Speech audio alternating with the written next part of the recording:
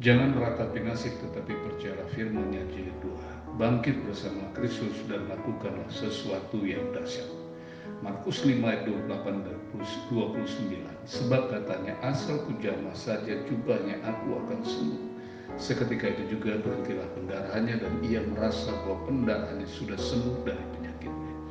Menghabiskan waktu dengan meratapi nasib malang yang tiada habis-habisnya justru hanya akan memperburuk keadaan. Nasib buruk yang menimpa tidak akan pernah berubah hanya dengan diratapi atau disesali. Ingatlah akan kuasa firman Tuhan yang tidak pernah berubah tetapi tetap abadi. Yesaya 40 ayat 8 mengatakan, rumput menjadi kering, bunga menjadi layu, tetapi firman Allah kita tetap untuk selama-lamanya. Oleh karena itu, ambillah sikap dan bertindaklah dengan iman di dalam Kristus. 3 pokok renungan. Yang pertama, iman tanpa perbuatan adalah iman yang kosong. Yakobus 2 ayat yang ke-20. Percaya bahwa Tuhan itu ada, itu baik. Namun hal itu tidaklah cukup karena setan juga percaya bahwa Tuhan itu ada. Yakobus 2 ayat 19. Engkau percaya bahwa hanya ada satu Allah saja itu baik, tetapi setan-setan pun juga percaya akan hal itu dan mereka gemetar. Ketika keadaan buruk dan tidak bersahabat enggan meninggalkan Anda, jangan biarkan keadaan itu berlarut lebih lama lagi mengurung dan memenjarakan diri Anda dalam keterpurukan. Bangkit dan carilah Tuhan selama ia berkenan ditemui. Yesaya 55 ayat yang ke-6. Seperti yang dilakukan oleh wanita malang ini, carilah Tuhan. Firman Tuhan yang berkuasa itu tidak terlalu jauh atau tidak terhampiri. Firman Allah itu ada di mulut orang percaya. Firman itu dekat kepadamu yang di mulutmu dan dalam hatimu. Itulah iman yang kami beritakan.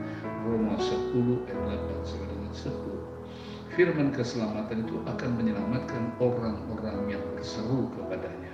Kisah Rasul pasal kedua ayat 21. Pokok renungan kedua, mengejawantahkan doa lewat perbuatan. Wanita malang ini sudah lama mendengar berita-berita tentang Yesus. Markus 5 ayat 27.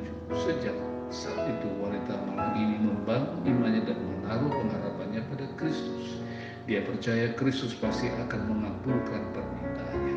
Jikalau kamu meminta sesuatu kepadaku dalam namaku, aku akan melakukannya. Yohanes 14 ayat yang ke-14. 3 kemustahilan yang merupakan hambatan untuk mewujudkan niat wanita malang ini. A. Kondisi fisik yang sangat lemah akibat 12 tahun pendarahan. B. Kerumunan massa yang sangat padat dan berdesakan tidak mungkin diterobos. C.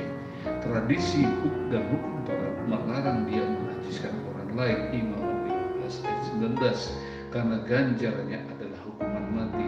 Muhammad 15 ayat yang ke-31.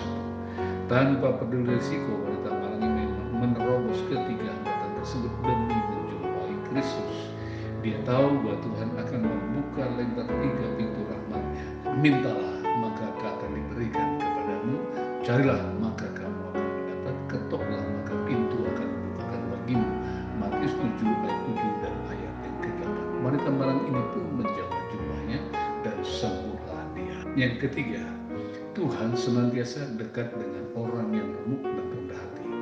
Jangan hiraukan nasib buruk yang menimpa, tetapi peganglah janji firman-Nya yang abadi dan tidak pernah gagal, seperti ada tertulis Yesaya 57 ayat 15. Sebab baginya firman yang maha tinggi, yang maha mulia, yang bersemayam untuk selama-lamanya, dan yang maha kudus namanya.